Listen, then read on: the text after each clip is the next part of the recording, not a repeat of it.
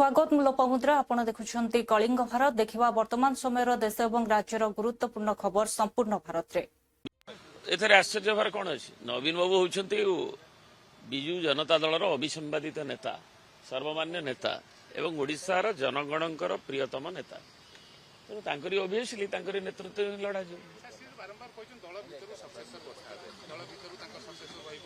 काली से विषय कौन कथा आलोचना है से केवल कहते जड़े जड़े साधारण सदस्य हिसाब से सुजाता राउत अंतर्भुक्त हेले जे कि प्रकाश करते आसवाई दल विभिन्न प्रोफेशनल विभिन्न समय आसं से प्रशासनिक अधिकारी थिले एवं तापर से क्लारिफाई भी कर बिकज जे जोटा कि बाहर को जनवाई जेहेतु जे से निजे ही तांकरी नेतृत्व रे निर्वाचन 29 लड़ा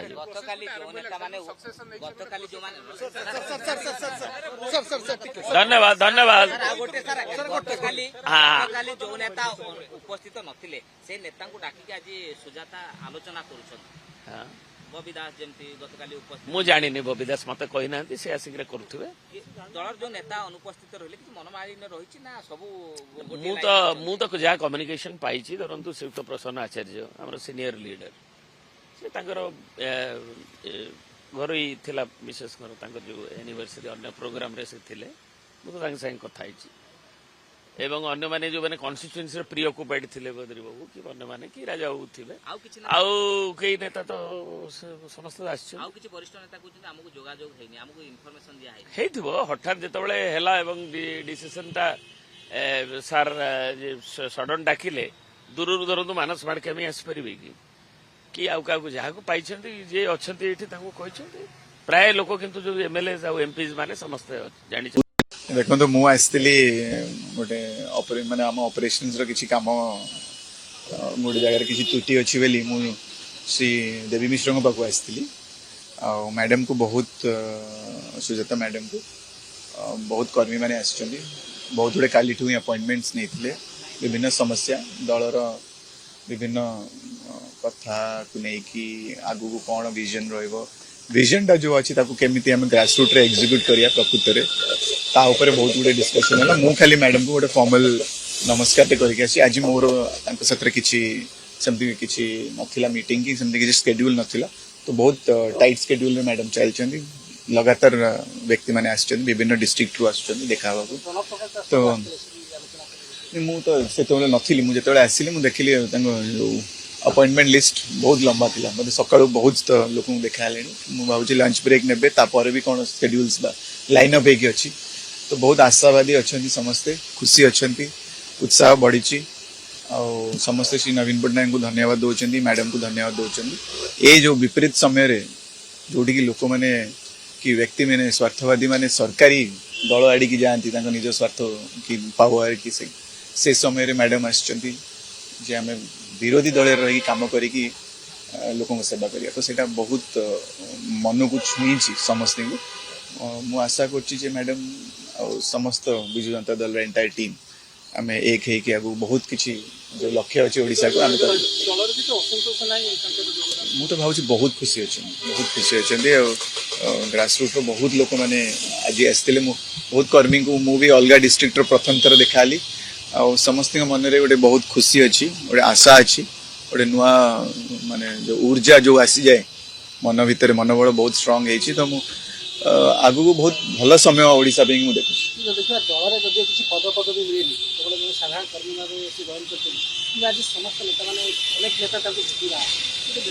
सेटा गोटे सुंदरता सही तो होची सुंदरता गोटे ओडिया झियो इंडियन एडमिनिस्ट्रेटिव सर्विस रे पाखापाखि 25 वर्ष देइचंती विभिन्न विभाग रे काम करचंती एस्टाब्लिश करचंती निजको इंटरनेशनल प्लेटफॉर्म रे गर्वित होचे आमे तांको भाषण सुनिकी तांकर भाषण रो मॉड्यूलेशन तांको भाषा तांकर गेटअप तांकर सिंपलिसिटी आकु नेकी समदे आकर्षित हेलेनी अट्रैक्ट हेलेनी आ तांको स्पेशली तांकर कंडक्ट तांकर सिंपलिसिटी तांकर ड्रेसअप तांकर भाषण तांकर जो जहाँ भावुं से उच्चारण पहुँचे पार्टी माने केते क्लीयर अच्छा से मनरू आगु को ओडिशार विजन टा भी आगे केते क्लीयर अच्छी तो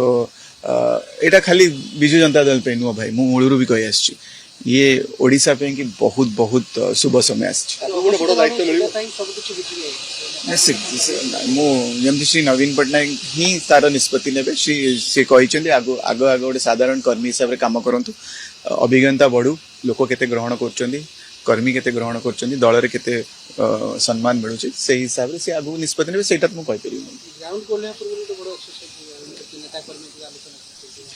मो मतरे तो आलोचना हवा दरकार को भी गणतांत्रिक दल रे आलोचना हवा दरकार होउची बहुत सुंदर कथा आउरी आलोचना हबो आपण देखिबे बारंबार शंख भवन रे बहुत मीटिंग्स हबो चहल पहल रहइबो डिस्कशंस हबो कलेक्टिव डिसीजंस नेबे।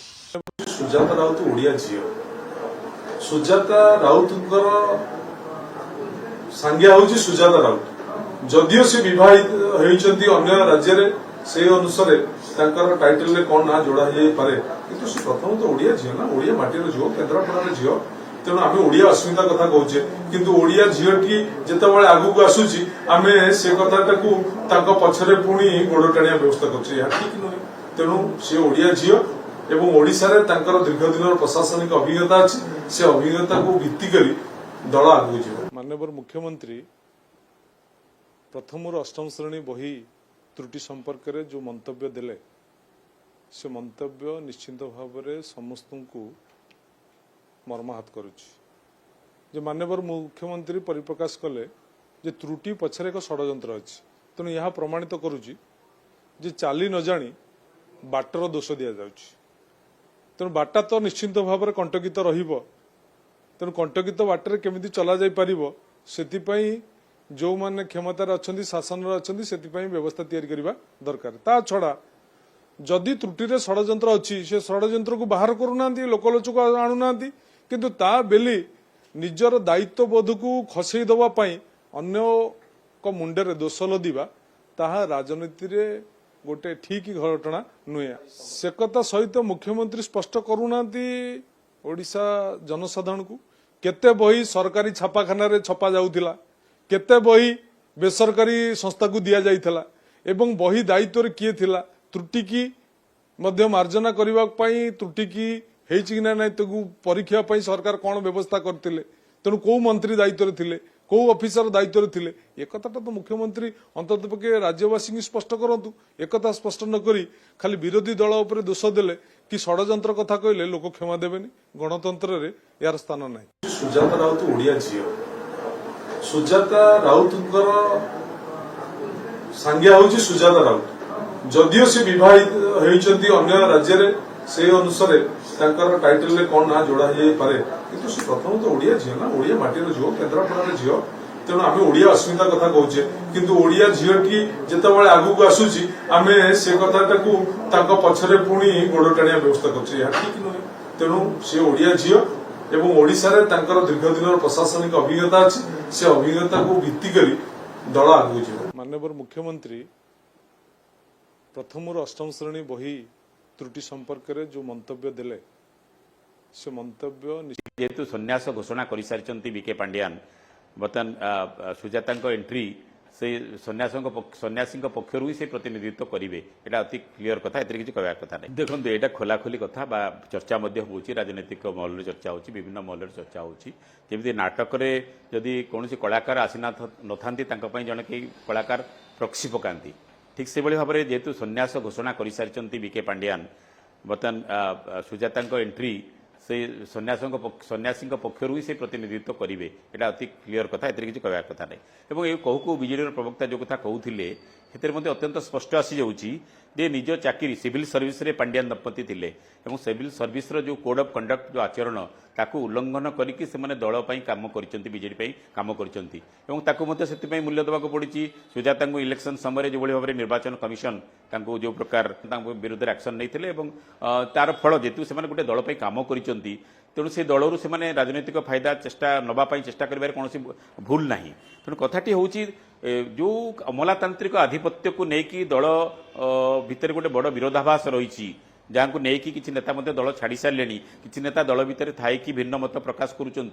कि भाव में ग्रहण करेंगे ठीक अच्छे सुजाता गोटे पोटेंशियल फोर्स निश्चित भाव में एंट्री दल को बर्तमान दल जो परिस्थिति दे गति करुच्ची ସେଥିରେ ମହିଳା ଭୋଟରକୁ କ୍ୟାପଚର କରିବା ଏବଂ ଦଳର କ୍ୟାଡର ମାନଙ୍କୁ ଭିତରେ ଗୋଟେ ସଞ୍ଜୀବନୀ ସଞ୍ଚାର କରିବା এটা ହେଇପାରେ। এই ସଞ୍ଜୀବନୀଟା ଗୋଟେ ସାମୟିକ ସଞ୍ଜୀବନୀ ହେବ ନା ସାମଗ୍ରିକ ସର୍ବନାଶ ହେବ ଏଇଟା ମଧ୍ୟ ଗୋଟେ ବଡ଼ ଚିନ୍ତାର ବିଷୟ, କାରଣ ଏଇଟା ଗୋଟେ ବଡ଼ ରିସ୍କ ଗେମ୍ ନିଶ୍ଚିତ ଭାବରେ। ଯେଉଁ ଷ୍ଟେପ୍ଟି ନିଆଯାଇଛି ଗୋଟେ ରିସ୍କ ଷ୍ଟେପ୍ ବୋଲି କୁହାଯାଇପାରେ, କାରଣ ଦଳ ଯଦି ୟାକୁ ଠିକ୍ ଭାବରେ ଗ୍ରହଣ କରିପାରିଲା ତାହେଲେ ବହୁତ ଭଲ କଥା।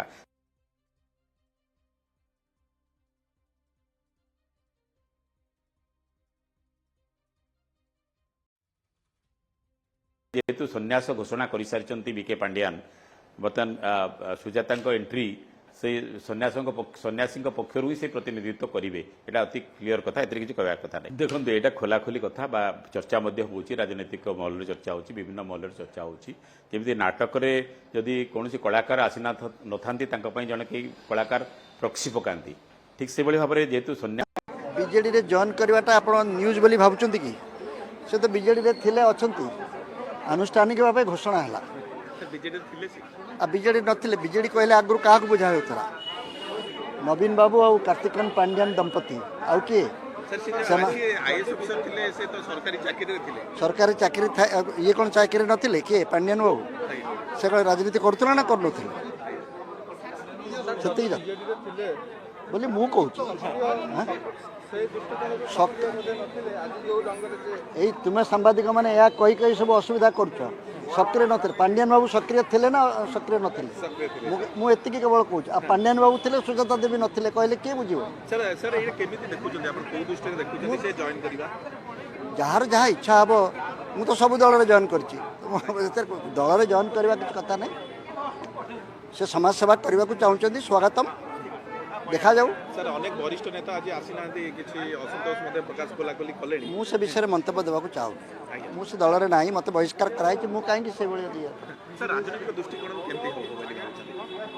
ବହୁତ ଲୋକ ଜଏନ୍ କରୁଛନ୍ତି, ସେ ଯେଉଁ ସାଧାରଣ ସଭ୍ୟ ହିସାବରେ ଜଏନ୍ କରୁଛନ୍ତି, ଏତେ ବ୍ୟସ୍ତ କେହି। ଦେଖନ୍ତୁ କ'ଣ ହେଉଛି। ଯେଉଁଭଳି ଭାବେ ତାଙ୍କୁ ସ୍ୱାଗତ କରାଗଲା, ନବୀନ ପଟ୍ଟନାୟକ ସିଧା ଆପଣମାନେ ସାମ୍ବାଦିକମାନେ ଏହାକୁ ଯଥେଷ୍ଟ ଅଧିକ ଗୁରୁତ୍ୱ ଦେଉଛନ୍ତି। ନିଜର ଆଲୋ ସଖୀ ଆପଣା ମହତ ଆପେ। ମୁଁ ସେ ଦଳରେ ଯେହେତୁ ନାହିଁ, ଯେଉଁମାନେ ଭାବୁଛନ୍ତି ସେ ଯୋଗଦେଲେ ଦଳ ସୁଦୃଢ଼ ହେବ, ସେମାନେ ତାଙ୍କୁ ନିମନ୍ତ୍ରଣ କରି ଆଣିଛନ୍ତି।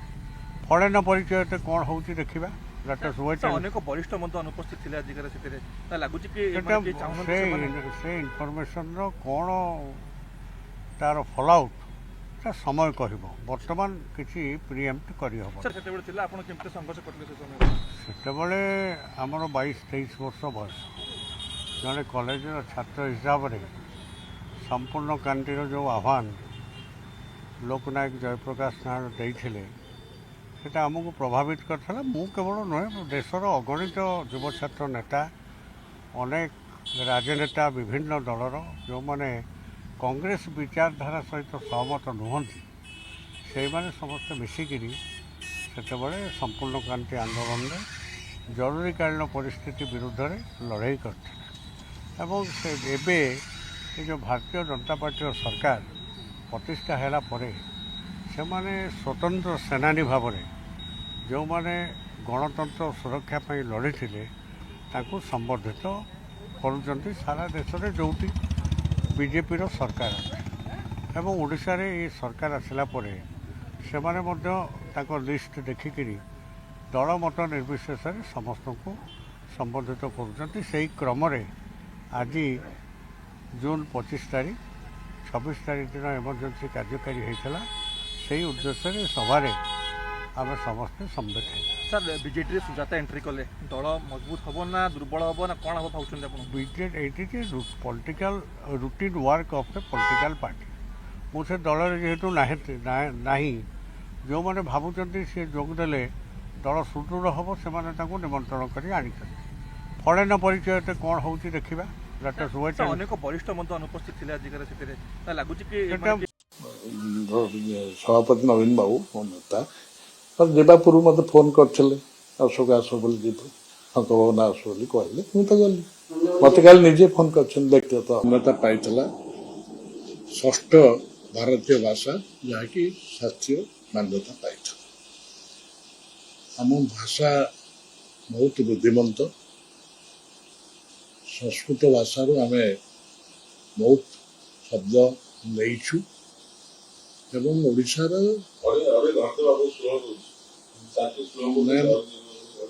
ନାଇଁ ନାଇଁ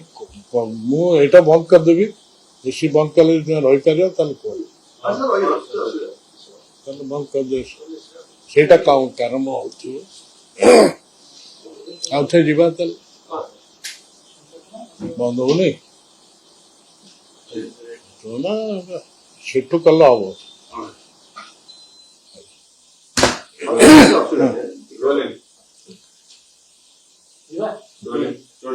सर बही त्रुटि पछरे एक षड्यंत्र भद्र मातृ मुख्यमंत्री ଯଦି ସରକାରକୁ ବଦନାମ କରିବାକୁ ଷଡ଼ଯନ୍ତ୍ର କରାଯାଇଛି କେମିତି ଦେଖୁଛନ୍ତି?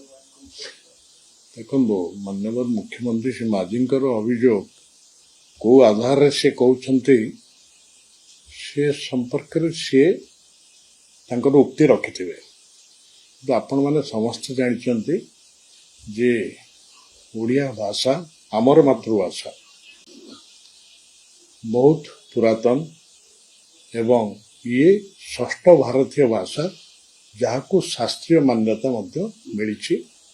ଏବଂ ଭାଷା ଆଇନ ମଧ୍ୟ ପ୍ରଣୟନ ହେଇଛି ଓଡ଼ିଶାର ମନୀଷୀମାନେ ବ୍ୟାସକବି ଫକୀରମୋହନ ହୁଅନ୍ତୁ କବି ରାଧାନାଥ ରାୟ ହୁଅନ୍ତୁ ଆଉ କର୍ମବୀର ଗୌରୀଶଙ୍କର ହୁଅନ୍ତୁ ସମ୍ରାଟ ଉପେନ୍ଦ୍ର ଭଞ୍ଜ ହୁଅନ୍ତୁ କବି ସୂର୍ଯ୍ୟ ବଳଦେବ ରଥ ହୁଅନ୍ତୁ ଏ ସମସ୍ତେ ଓଡ଼ିଆ ଭାଷାକୁ ପରିପୁଷ୍ଟ କରିଛନ୍ତି କିନ୍ତୁ ଯେଉଁ ଅଭିଯୋଗଟି ମାନ୍ୟବର ମୁଖ୍ୟମନ୍ତ୍ରୀ ରଖିଛନ୍ତି କୋଉ ଆଧାରରେ କରିଛନ୍ତି ସିଏ ତାକୁ କହିପାରିବେ ଯେ ମୁଁ ଭାବୁନାହିଁ ଯେତିକି ମୁଁ ଦେଖିଛି ସମ୍ପାଦନା ମଣ୍ଡଳୀ ଥିଲା ବିଷୟ ବିଶେଷଜ୍ଞ କମିଟି ଥିଲା ଏବଂ ଅନ୍ୟ ଯେଉଁମାନେ ତାର ସଂଯୋଜକ ଥିଲେ ଯେଉଁମାନଙ୍କର ସେ ଗଣମାଧ୍ୟମରେ କିଛି ଏବଂ ସାହିତ୍ୟ କ୍ଷେତ୍ରରେ ମଧ୍ୟ ସେମାନେ ମଧ୍ୟ କିଛିଟି ନାଁ ତା ଭିତରୁ ବେଶ ଜଣାଶୁଣା ଯଦି ସେମାନଙ୍କ ଭିତରୁ କିଏ ଷଡ଼ଯନ୍ତ୍ର କରିଥିବ ସେଇଟା ମାନ୍ୟବର ମୁଖ୍ୟମନ୍ତ୍ରୀ କହିପାରିବେ କାରଣ ଯେଉଁ ସମ୍ପାଦନା ମଣ୍ଡଳୀଟି ହେଇଥିଲା ସେଇଠି ରାଜ୍ୟ ସରକାରଙ୍କ ଓ ବିଭାଗୀୟ ମନ୍ତ୍ରୀଙ୍କ ଅନୁମୋଦନ କ୍ରମେ ମୁଖ୍ୟମନ୍ତ୍ରୀ ଅନୁମୋଦନ କ୍ରମେ ହେଇଥିବ କାରଣ ଯେଉଁ ଅସ୍ମିତାକୁ ନେଇ ଓଡ଼ିଆ ଅସ୍ମିତାକୁ ନେଇ ଡିଣ୍ଡିମ ପିଟିଲେ 2024 ନିର୍ବାଚନରେ ଏବେ ତାଙ୍କରି ହାତରୁ ତାଙ୍କ ନିୟନ୍ତ୍ରଣ ଖସି ଯାଉଛି ଚାଲି ନ ଜାଣି ବାଟର ଦୋଷ ଶାସନ ସର୍ବୋଚ୍ଚ ମୁଖ୍ୟ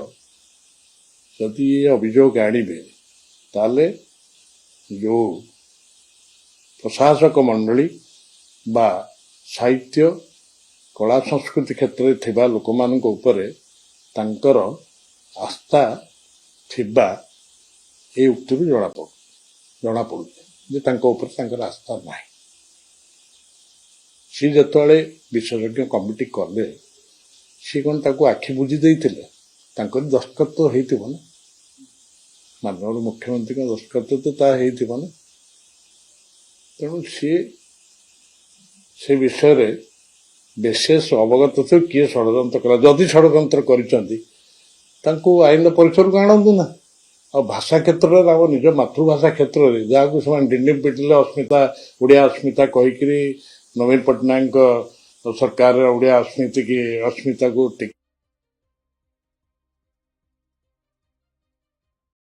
ସିଏ କୁହନ୍ତୁ କିଏ ଆମ ଭାଷା ବିରୁଦ୍ଧରେ ଷଡ଼ଯନ୍ତ୍ର କଲା ଭାଷା ବିରୁଦ୍ଧରେ ଷଡ଼ଯନ୍ତ୍ର ଖାଲି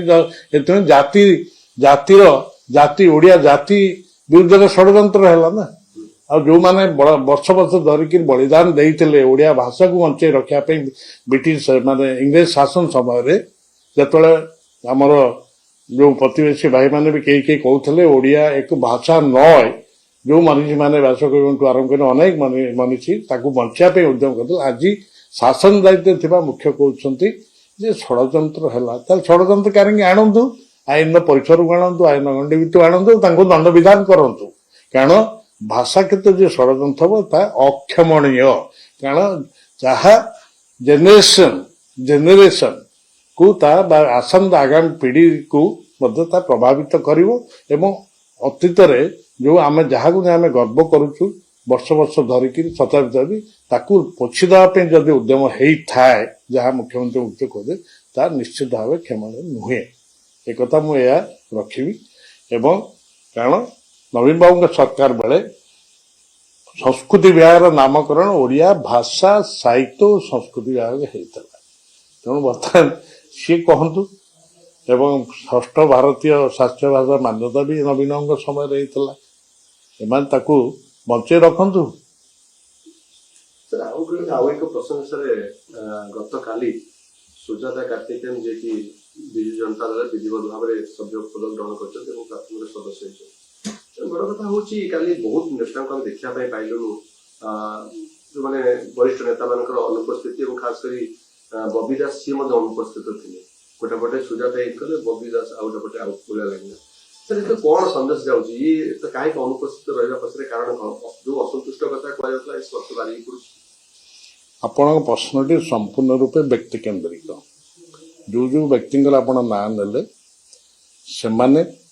जो माने खबर दौले उपस्थित रही से प्रश्नर उत्तर दे पारे जेहेतु ये व्यक्ति केन्द्रिक प्रश्न किए आसला न आसला सेटा संपुक्त व्यक्ति ही कहीपर अनुपस्थिति बा उपस्थिति से विषय में मो किसी मंतव्य दबार ना जेहेतु मु तो से दायित्व नथी डाकिबा जी अनुपस्थित रही सी प्रश्न उत्तर देदे मो पाखे से प्रश्न उत्तर नहीं कहीं माने दीटा प्रश्न आप प्रश्नटी संपूर्ण रूप व्यक्ति केन्द्रिक सर आपण भी मझे कहला जे आपण भी गुटी बैठक करूतले जो माने कि विरोध करथले भी कहला आपण भी गतकाल जाइथिले बैठक विश्राम पर्व को एवं उपस्थित थे मुझे गोटे कथा कही आप प्रश्न उपर विरोध करुले आपण ये शब्दटी व्यवहार कले ना बैठक करुले एक कथा भी व्यवहार कले बैठक संक्रमण भी आमर बैठक हुए आपन जानते मुझे तो भुवनेश्वर जिला सभापति अच्छी दलिय सभा मीटिंग भी संक्रमण हुए आप आदेश जाते गणमाध्यम कवर करने विरोध कोटे करी ये प्रकार उक्ति मो मोर के शुणी स्टेटमेंट के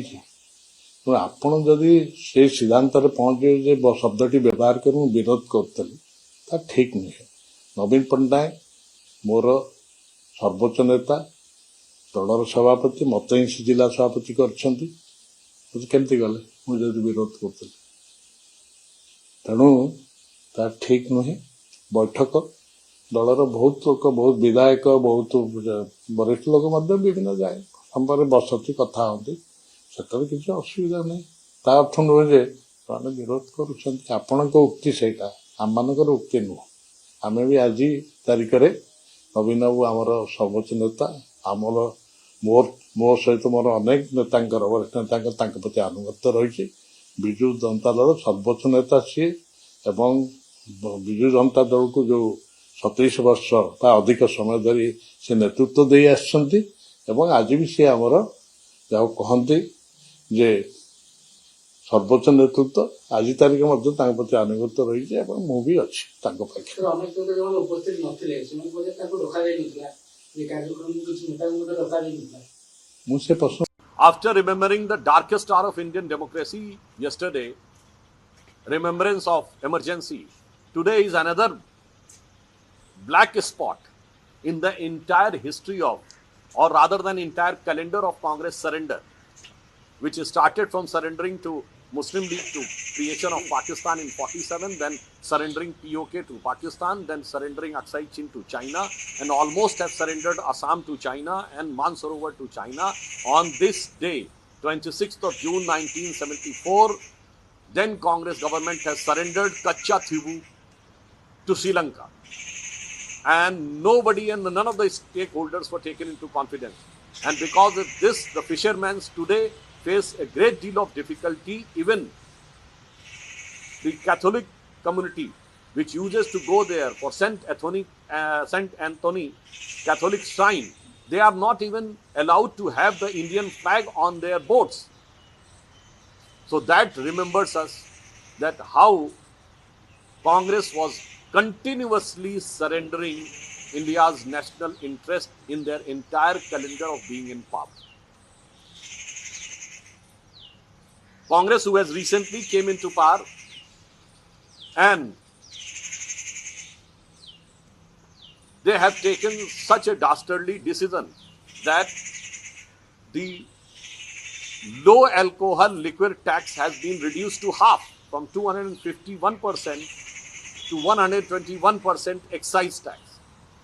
I want to ask that by reducing the revenue of the government and providing the benefit for the liquor businessmen, and on the issue of that the consumption will increase, means you want to entrap the entire young generation into liquor. Particularly when the Home Minister of Kerala, Mr. Ramesh Chenithalla, has given a statement on the floor of the House that the menace of drug is becoming more and more serious and severe in Kerala, and it is becoming even more than Punjab. So at this juncture, what is the logic of reducing the excise, reducing the government revenue, providing more benefit to your friends who are in the liquor business, and also creating a peril for the future of the younger generation? So on this, I would like to tell Congress party that you have to remember that in howsoever you may be engulfed in your sense of pride in power, there is a proverb in Hindi कि मुझको यारो माफ करना, मैं नशे में हूँ, बोतल में मैं में नशा, मैं नशे में. And one more thing I would like to add. This UDF and LDF, they are the two sides of the same coin. The left government has created this new category of low alcohol liquor. And now Congress is trying to use this in order to engulf the entire state into the liquor. So both the left and the Congress, who has done this great disrespect to the state of Kerala. After remembering the darkest hour of Indian democracy, yesterday. बात आप तो generation को बताने का प्रयास अब कर रहे हैं. आपने चुनाव आयोग का अप्रिशिएट किया. मैं आपके माध्यम से पूछना चाहता हूं कि एक विषय थोड़ा सा और एक पॉइंट उसमें बना दीजिए कि कैसे चुनाव चल रहा था बिहार में और आपने चुनाव को लूटने का काम किया. ड्यूरिंग द इलेक्शन, जब चुनाव चल रहा हो, उस पीरियड में सरकारी खजाना से 10-10 हजार रुपया पब्लिक के खाता में आपने भेज करके और चुनाव को लूट लिया. ये भी एक पॉइंट बना दीजिए. उसमें आने वाला जनरेशन ये भी पढ़ेगा. आपने किस प्रकार से मध्य प्रदेश में हमारे कैंडिडेट को एक बार भी टाइम नहीं दिया और झारखंड में आपने बहुत बार टाइम दिया. ये भी पॉइंट बनाइए कि पहले आप वोट चोरी कर रहे थे, अब तो आप सीट चोरी करने लगे. तो ठीक है, आपका सरकार है, हम विपक्ष में हम लोग हैं, जो आपको करना है करिए. लेकिन आने वाला दिन में यही जनता आपको वहां बैठाया है, यही प्रभु श्री राम को नाम लेकर के नाम को लेकर के आप केंद्र में भी सरकार बनाए और भारत के अलग अलग जगह में भी सरकार बनाए. और यही प्रभु श्री राम के साथ में आप क्या कर रहे हैं? अब किसकी मतलब कौन जिम्मेवार है इन सारे चीजों का? तो ये भी विषय जोड़िए एनसीईआरटी में, जनरेशन को आने वाला पता चलेगा. आपको क्या लग रहा है कि आप ही केवल इंटेलिजेंट हैं, आप ही तेज हैं? ये 9 क्लास में पढ़ने वाले बच्चे, देश के जितने भी हमारे नौजवान बच्चे हैं, क्या उनको पता नहीं है कि आप क्या कर रहे हैं? सबको मालूम है, देश को पता है कि आप वोट चोरी कर रहे हैं, आप सीट चोरी कर रहे हैं और आप आने वाला दिन में यही जनरेशन जो है आपको सबक सिखाएगा. बात आप तो जनरेशन को बताने का प्रयास अब कर रहे हैं. आपने चुनाव आयोग का अप्रिशिएट किया. मैं आपके माध्यम से पूछना चाहता हूं कि एक देखुले वर्तमान समय देश और राज्यर गुरुत्वपूर्ण खबर संपूर्ण भारत में समय हो ब्रेक पर खबर प्रसारण जारी रहिबो. देखुथांतु कलिंग भारत.